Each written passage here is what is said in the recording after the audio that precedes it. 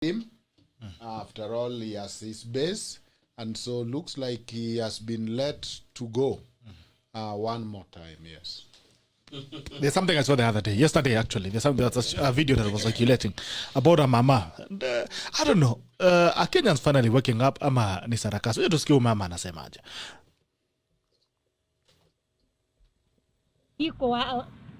Iko sheria inafanya mara mbili Kenya hii. Alizaliwa siku ile ule mwingine hakuzaliwa. Kuna mwingine alizaliwa miezi 9. Nini? Nyamira. Lakini Raila aende Nyamira kaonesa ne GBI. Kwani iko sheria inafanya mara mbili Kenya hii. Alizaliwa siku ile ule mwingine hakuzaliwa. Kuna mwingine alizaliwa miezi 9 na mwingine akazaliwa na Kwa hivyo hii kitu ya BBI ni bonoko. Kwa nini huyu mnamkataza aende Nyamira? Mkapiga watu na matia gas. Huyu naye kwenda aka watu mumechoka. Tumechoka Raudi. Hata Uhuru saa hii asimame hapa. Pata hata kura 5.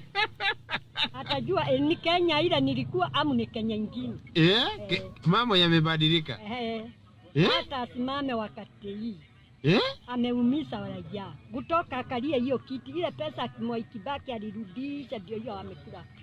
Amekula yote. Na anakopa.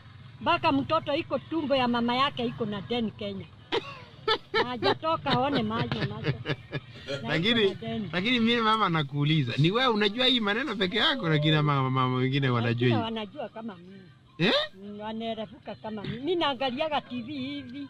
Unaona habari, unaona hao wametucheza. Nichukue mawe nikoge, lakini ni mimi nitajipeleka hapa. Unashindwa ni nini mpaka unafunga hiyo TV unaingia kwa kitanda na. Kama jana nilimwangalia akisema maneno ya hiyo huduma namba. Na hiyo huduma namba walituletea tu kujua ni kitu gani, tulipewa karatasi tukaweka kwa nyumba. Na tangu hiyo huduma namba ni mwaka 1.5 umepita. Hapo hajatuambia ilikuwa nini. Wangu tuambia nini. Na unajiuliza hii huduma namba baada ya kuwa na corona ni priority.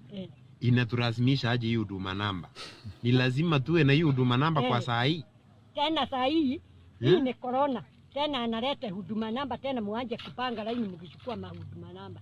Ni nini inatusaidia? Tupange laini na 1.5 mita. Watu wamechoka. Hiyo hapo tuambia nini? Watu walikojea. Sasa iko kitu italetwa hakuna.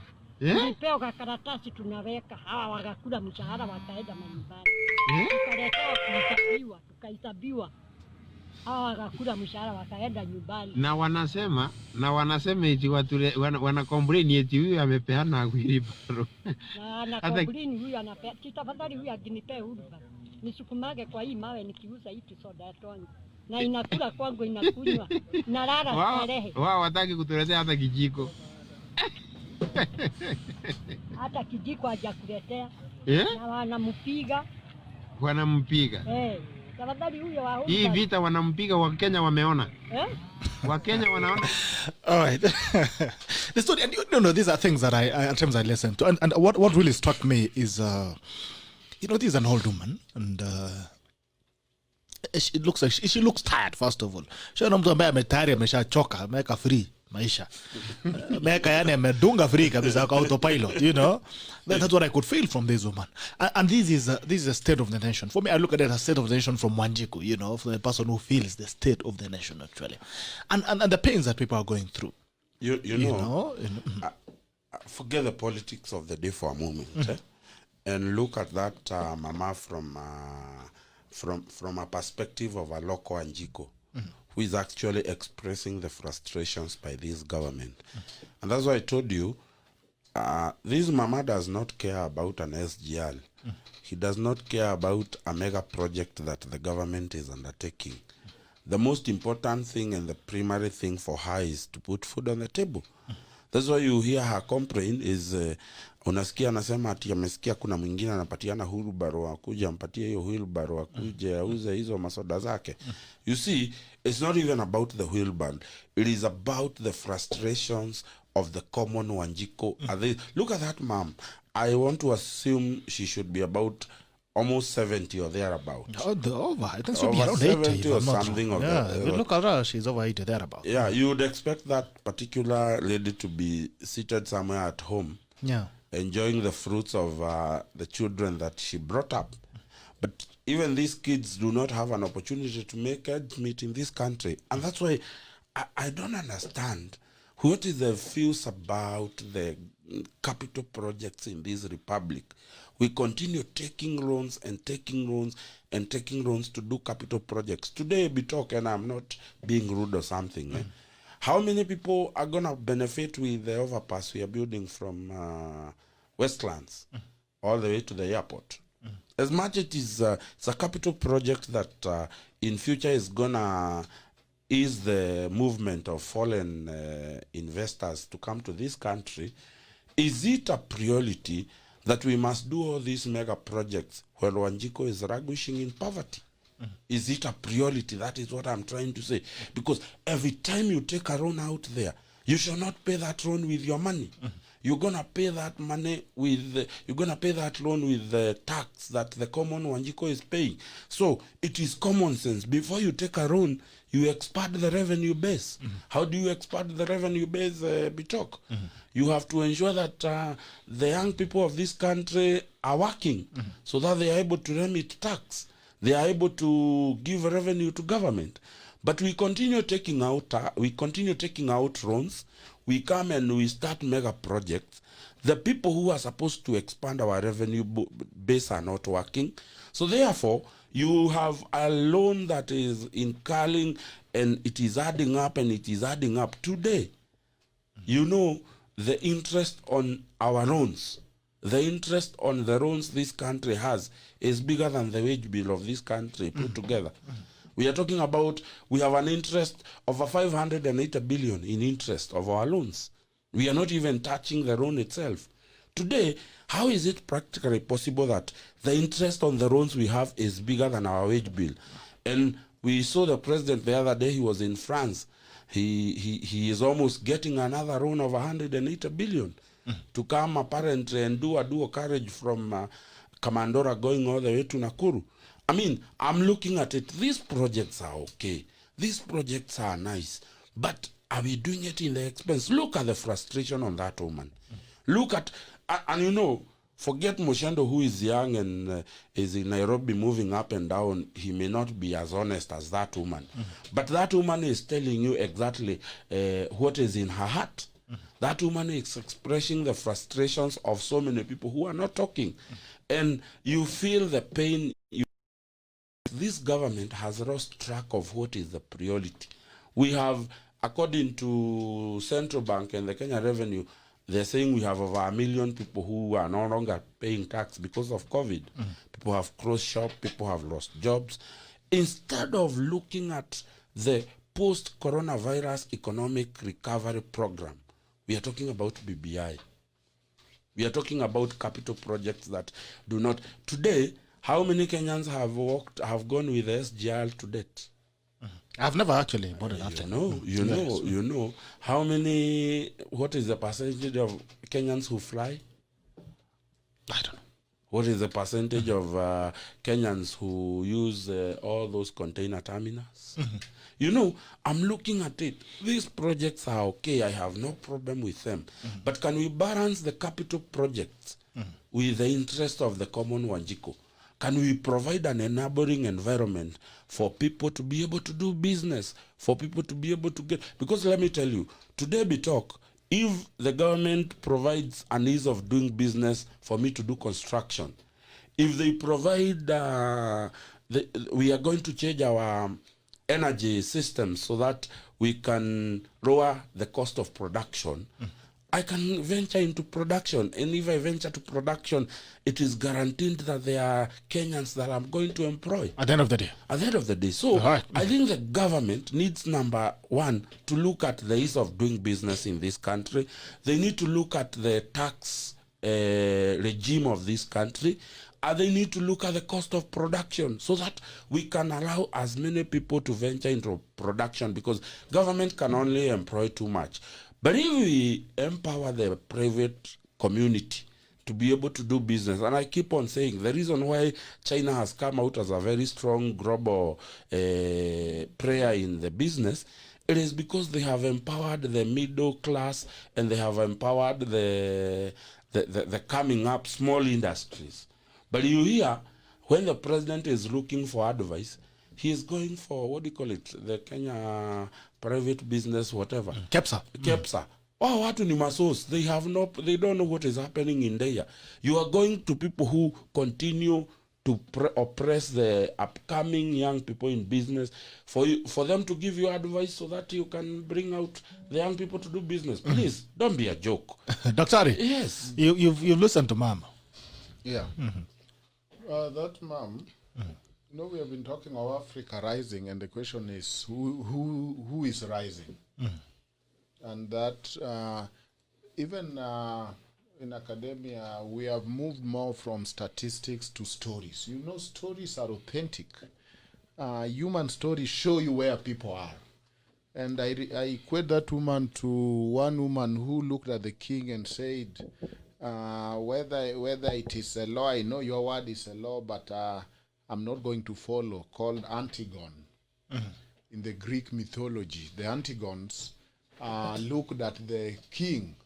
The king had come with a pronouncement that nobody should bury his brother, and the Antigone said, I was not born to hate, I was born to love. A very good line. But Antigone, that woman is simply saying, no, we are in a situation where we know what we want. You know, if somebody have missed something, and I think politicians have missed something, the days of Renaissance is the days that people started questioning. You know, before that, somebody will simply say, the Pope have said, the world is flat. And Galileo will be there struggling with this telescope, that no, the world is not flat, it is round. And so before that, somebody will believe something because of who have said it. But then with Renaissance and civilization, the person who is hearing became the center of it. No, I will believe it if you convince me, not because you say so and so have said it. And that is the disconnect. Politicians still think they are in the ages where so and so have said it, therefore it is okay. This woman is able to articulate issues and is seeing what is amiss. Is looking at those projects and is saying what people like India have been telling us all along, that the biggest corruption now is in misaligned projects. Somebody set a project, inflate the price 3-4 times, get a loan or whatever, and count that to be development. And instead of development, so that they hope that it trickles down to Mama Mboga or this woman, it has not lifted people up. And you can see this lady is very clear on what she wants. And I think this is the population of Kenya. You know, when young people think they are very progressive and they are discovering new things, no, the older people are much ahead.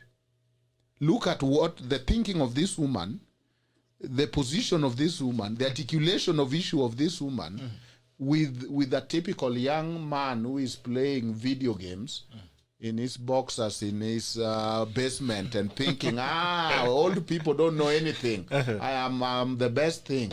She understands very well. She's talking of her future and the plan that she has not seen the economic growth. So we have borrowed. We have projects that are not well thought.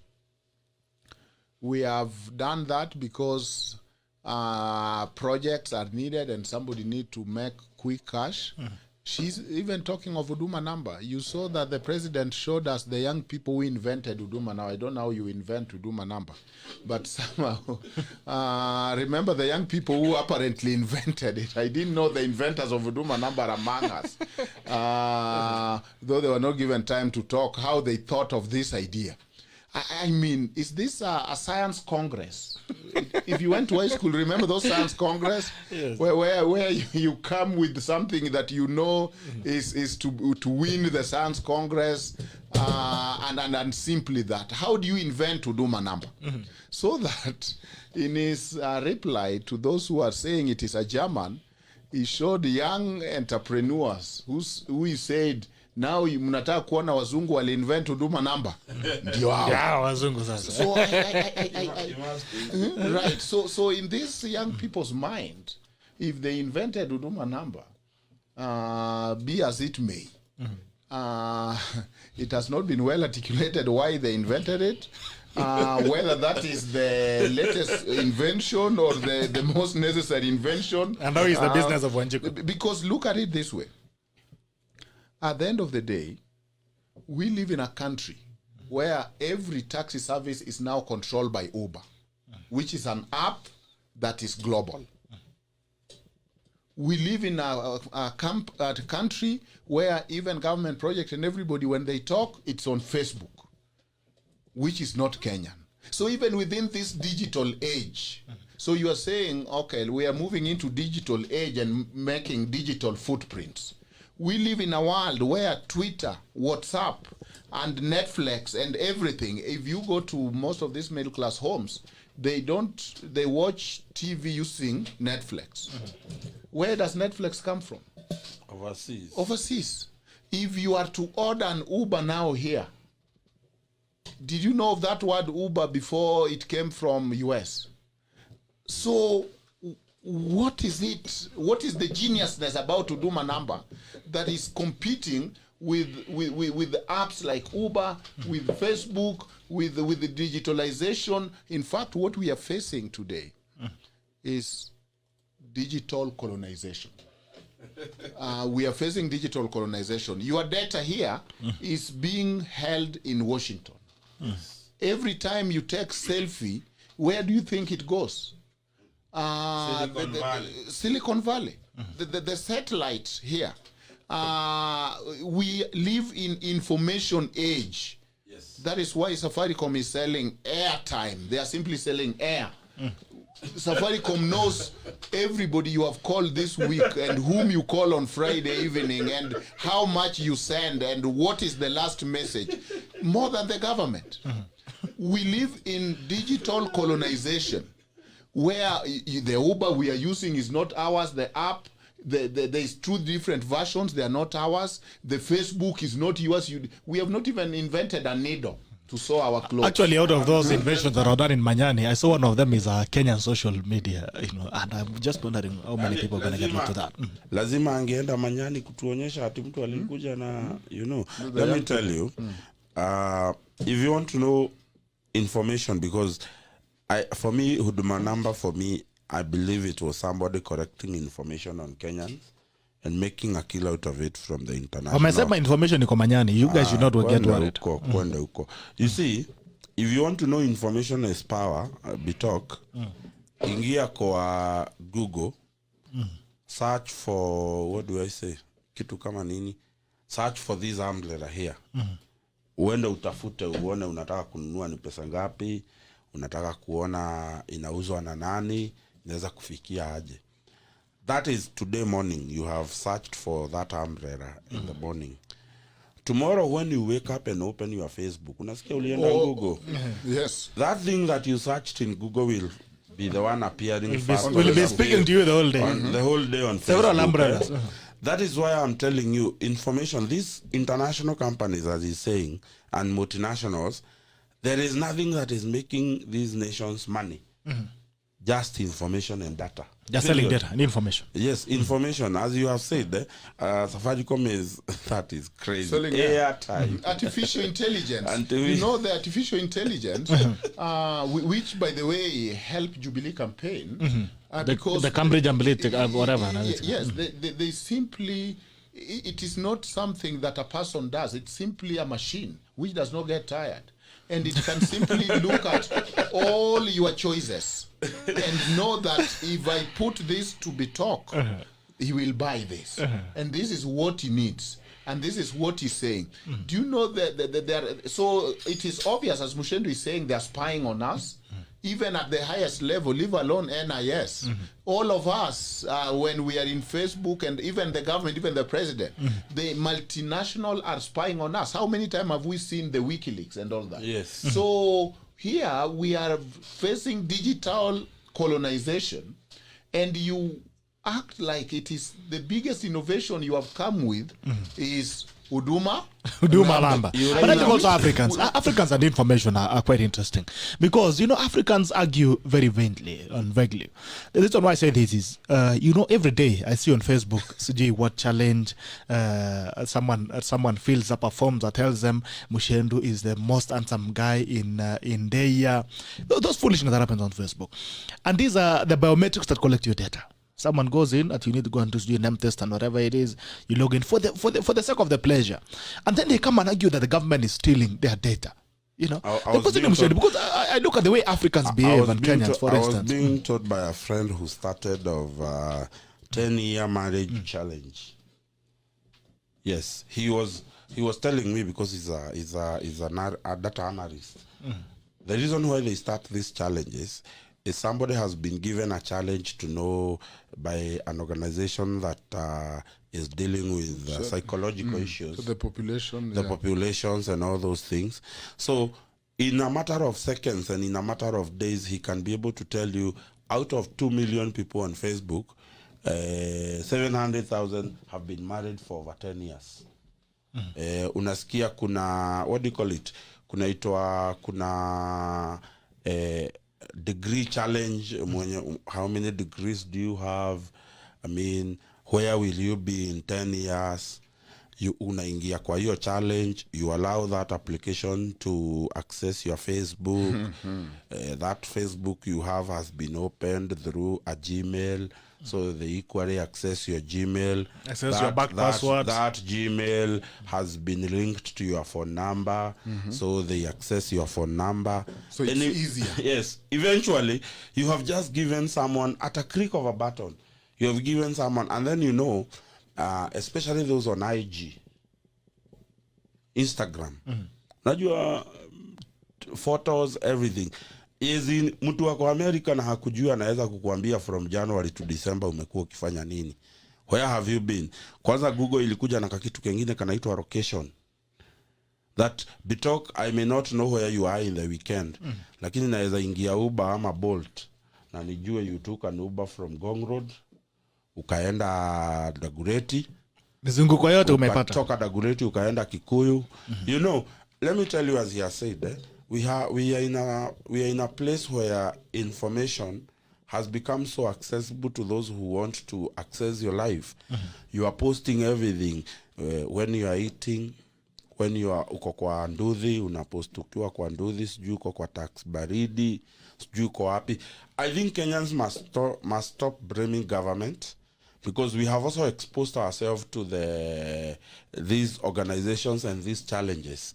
And ukisikia tu hashtag, there is something on Twitter and another thing inaitango hashtag. Tayari umeshakimbia pala. Umekimbia hapo na umecomment. Alright, twende kwa magazeti. People Daily inasema Kagwe's new red flag on coronavirus. We are talking about a second corona wave that is coming in, and we are saying children to go back to school. Daktari, wewe ni mwalimu. Tumesema children are safe to go back to school, but the country is going in for another lockdown. I mean, inchi watu na operate namna gani? The final order, see, we don't have the last batch released to school yet, isn't it? Bado ni universities. Yeah. Because I know, like in our university, they made a decision that no tukutane January. Meanwhile, we will engage online, because somebody have already settled, bought a laptop, have settled with this data or had data plans, whether it is to engage in a service that provide internet. So you cannot just cut that and tell them, oops, let's meet on Monday in physical class. They have to now get a room, get food and all that. I think that the second wave, if there is, the second wave that we are being shown is peaking. We are told Kenyans have relaxed. It is going to get worse because remember we are prepared that probably the release of BBI is this week, followed by serious events of popularizing it. We have seen politicians have not relaxed. We know there's by-elections going on, and in by-election people campaign and people talk. So I think that it's not so much in our hands. Who is still listening to Mr. Kagwe with his counts? Actually, he said with his arithmetic. He said the youth are flirting with coronavirus. They're not talking about the politicians. but you know, I at least I agree with him, since the only thing that for me, I think I agree with him since he started this work is him questioning this Jerusalem challenge. I mean, must we be all copycats? Members of Parliament. So that if somebody did Jerusalem challenge, now, just like, you know, the irony where you find us very happy, I'm walking in power, I know who I am, and you don't know. People are serious things in the country. Somebody stealing corona money, you are there, I'm walking in power, I know who I am. So, and you have absolutely no idea. So now the same thing with this Jerusalem challenge. Jehovah God.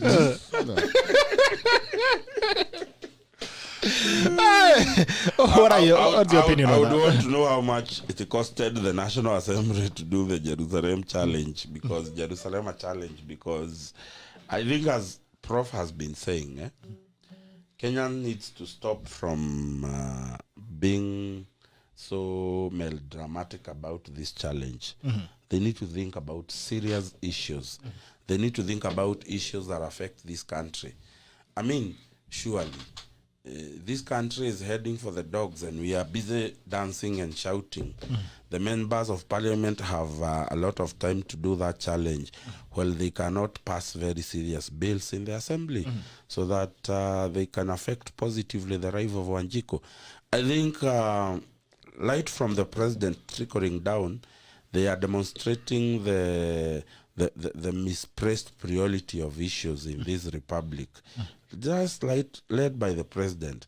I mean, how did we reduce the president to do the jobs of the mayor of Nairobi those days when Kinadiki Wadheka were there? You know, I'm like, we have a misplaced priority in this nation. What are we doing about issues that affect WANJIKU? What are we doing about the issues that affect the coffee farmers?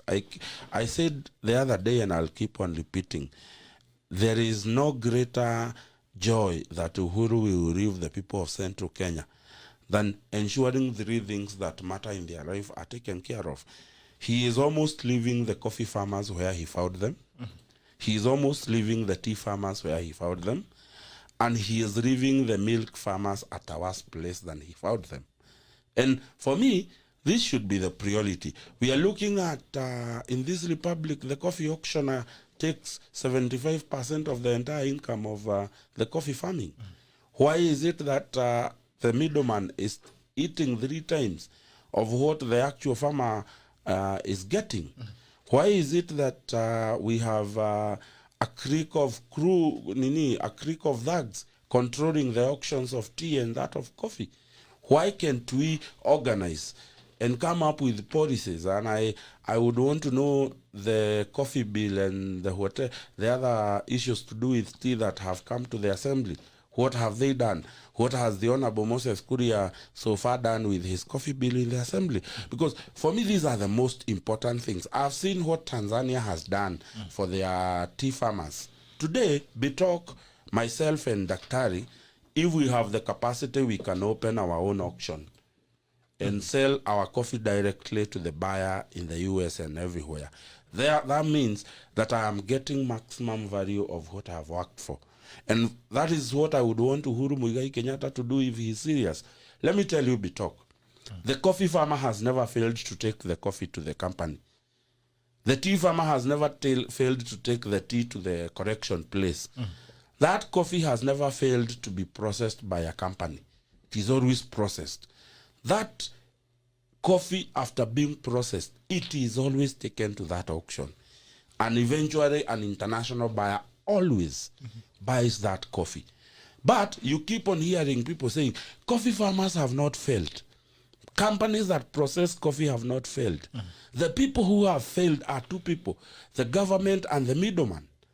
And therefore, if the government is serious on issues that affect Wanjiku, can they address the issues of coffee, the issues of tea, the issues of maziwa, so that that farmer can get the maximum yield of what he has worked for? For me, that is when I will realize the government is serious. It doesn't matter whether you do 5,000 kilometers of railway or you do 5,000 kilometers of dual carriage, as long as the coffee farmer, who is a very faithful farmer and who has done his job, is not getting what is legally his, this government will have failed.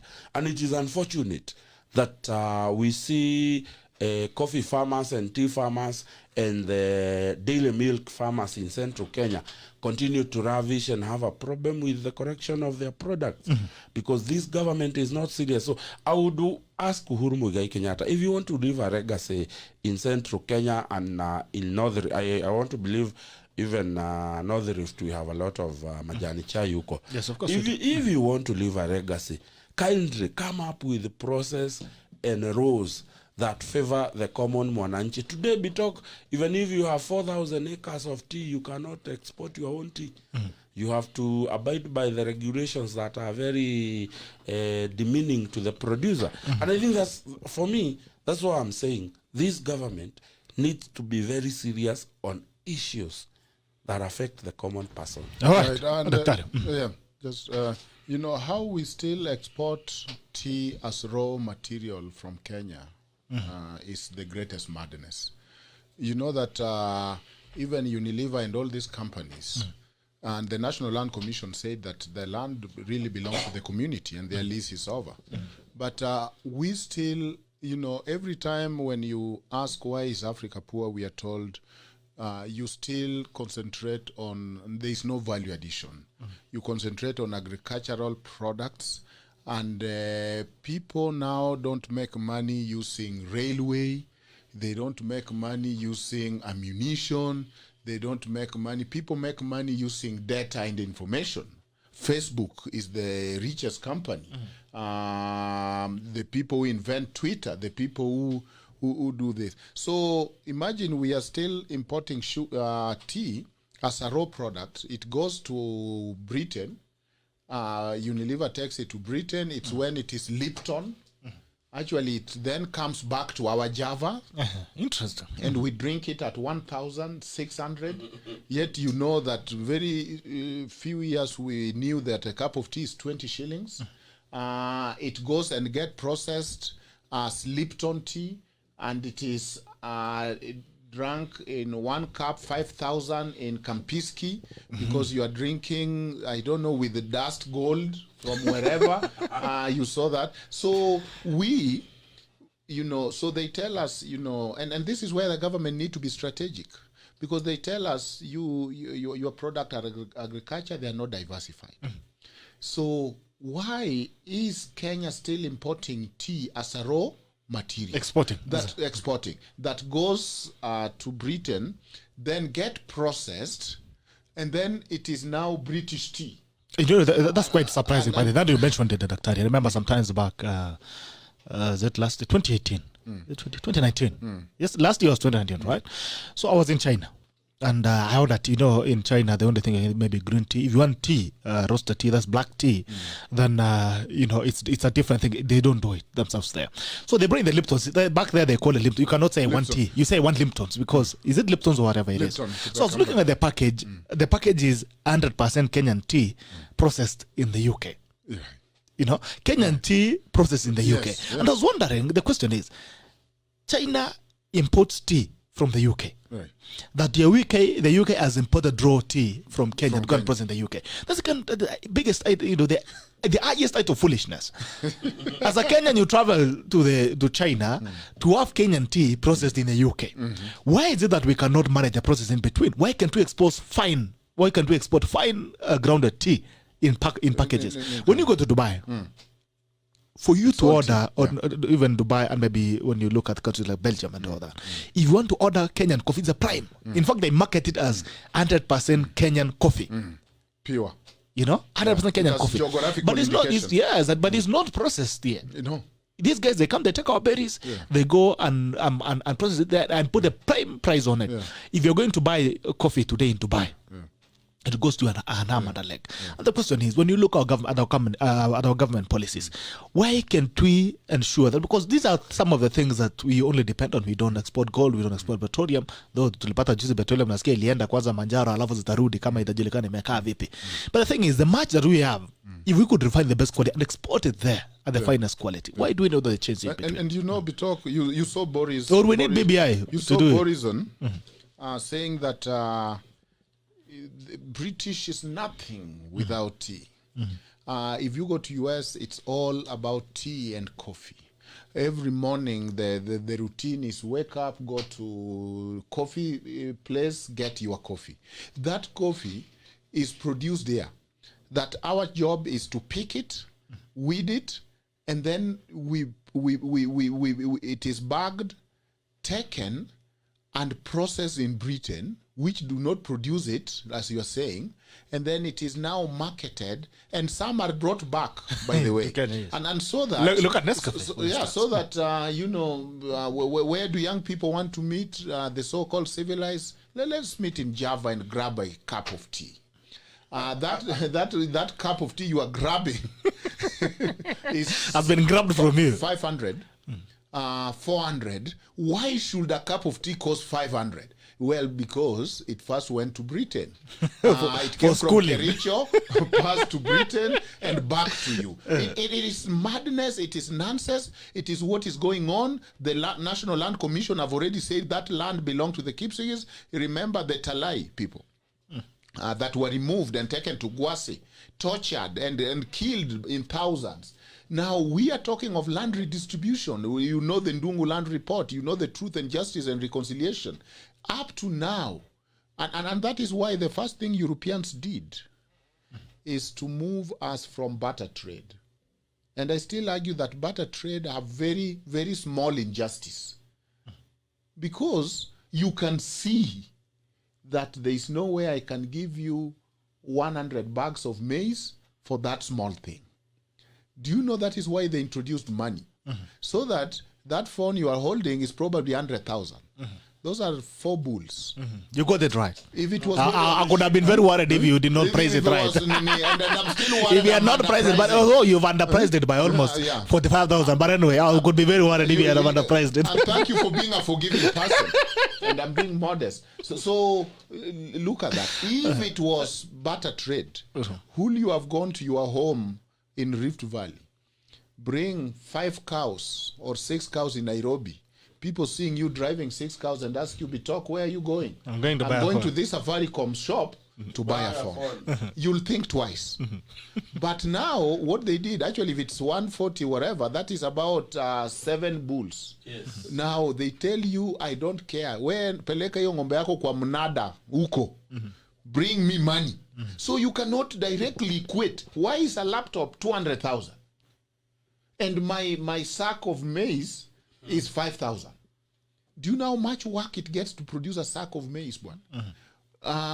Fertilizer and all that. And then we follow their argument that, oh yeah, technology is expensive. Who have said technology is expensive? Why should technology be expensive? So the very person who produces technology tell you technology is expensive. but come to your product and tell you, poor Africa, because you are producing, unajua we just take sweat and mortar, hakuna akili hapa, ni kuchimba shimo na kuweka chai, hakuna kitu umefanya hapa. I'm going 1 barrel of whatever, this business news, listen to the business news, and 1 barrel of tea went for this, it's like a choir, and nobody's questioning, why is 1 barrel of tea, who decides? And all market forces, supply and demand, that is business news ya Kenya. Business news ya Kenya, KTN. And 1 barrel of nini went for nini, gunia moja ya viazi 3,000. So nobody stop and say, wait a minute. How come this gunia moja ya nini is going for 3,000, but then we have tea in Kampiski, a cup for 5,000.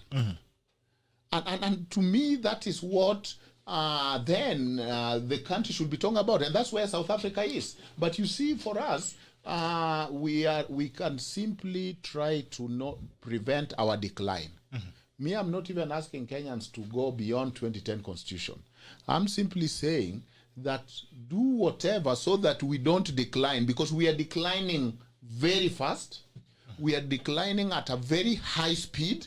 When you see the kind of things we are doing, when it is our coffee, when it is kitenge that is now patented in Japan. When it is, I went to the museum in Chicago, and I found the man-eaters of Savo, those lions. They are there. And I felt this is robbery. Why is the head of Samoa still in a museum in Britain? We are dispossessed every day. Mtu hapo Kericho kazi yake ni kuvaa hiyo tandarua ngumu, kuenda kuchuna hiyo chai, kujikata makucha, bringing it, packaging it, so that people can be there talking of, have you have a cup of tea? And at 2,000, wewe ulilipwa 500. The shamba ni yako, ni nini yako. So we need serious emancipation, and that is why, to me, we have not have that serious conversation. You go to Laikipia, look at the number of ranches that are owned by non-Kenyans. Yet the Maasai cannot have their cows drink even on those lands. We are a country, and that is why, the debate. The debate that, you are inciting the poor against the rich. I mean, that is the next law. Because if you look at the Constitution, it's talking of social justice. If you look at what poverty does, and take it from me as somebody who have tested and drank poverty through my young age, poverty is about losing opportunities. God did not mean anybody to live like that. You have no choice how to wake up, what to eat, where to go, what to do, how to dress. I mean, it limits your human and capability. So that when you look at the conversation we are having, remember J.M. Kariuki. This is a country of 10 millionaires and 10 million beggars. Why should people who are producing tea, and the world is looking at tea, why should they be poor? Ati bonus ni 5,000, sijui bonus ni 10,000, 20,000, and with a lot of warnings. Sasa mmepata pesa, usiache mama, unajua sasa kuna town hapo. Sasa inakuja na disclaimer. Na amekupa 20,000 after working for 1 year. All of a sudden 20,000 kama usiache mama. Mama nyuma, ninajua nini? All of a sudden unapata KTN pia imelenga some of the prostitutes. Ati sasa pesa imepatikana ya bonus, are moving to Kericho. Hii pesa ni nyingi, hawezi kula peke yake. 200,000. It is sad.